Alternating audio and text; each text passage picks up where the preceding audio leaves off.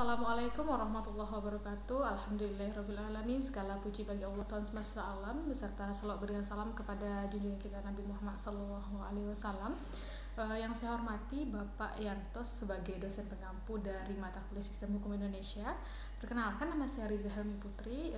Saya di sini sedikit berbicara mengenai materi yang telah ditentukan terkait dengan kesadaran hukum.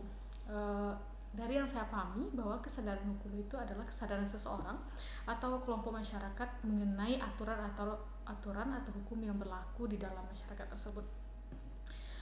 Apa sih arti penting dari kesadaran hukum?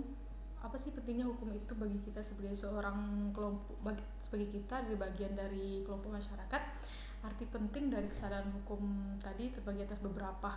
Yang pertama adalah untuk membatasi tingkah laku manusia. Dengan kita sadar hukum, kita tahu mengenai aturan yang berlaku di masyarakat, kita akan sadar mengetahui batasan apa sih, perilaku apa sih yang bisa dan tidak bisa, boleh dan tidak boleh untuk dilakukan. Yang kedua adalah dengan adanya pembatasan tersebut tadi, kita akan terciptanya ketertiban dan keteraturan dalam masyarakat. Setelah itu yang ketiga adalah dengan tertib dan teratur tersebut tadi, maka akan menurunkan tingkat pelanggaran kejahatan terkait dengan hukum tersebut. Dan yang terakhir adalah dengan ketertiban tadi, dengan menurunan grafik dari pelanggaran tadi, maka akan terpeliharanya hubungan yang harmonis antara kelompok masyarakat. Oleh karenanya, dari memahami arti penting dan juga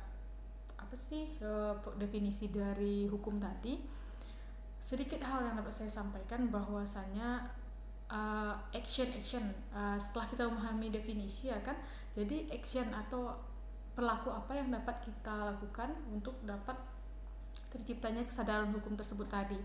Kita tidak harus muluk-muluk sampai ke atas, sampai merubah sistem apapun. Jadi kita sebagai seorang mahasiswa dapat melakukan beberapa hal. Yang pertama adalah kita telah diberikan porsi pendidikan dan pembinaan dari pelajaran pendidikan kewarganegaraan sampai sekarang, yaitu sistem hukum Indonesia.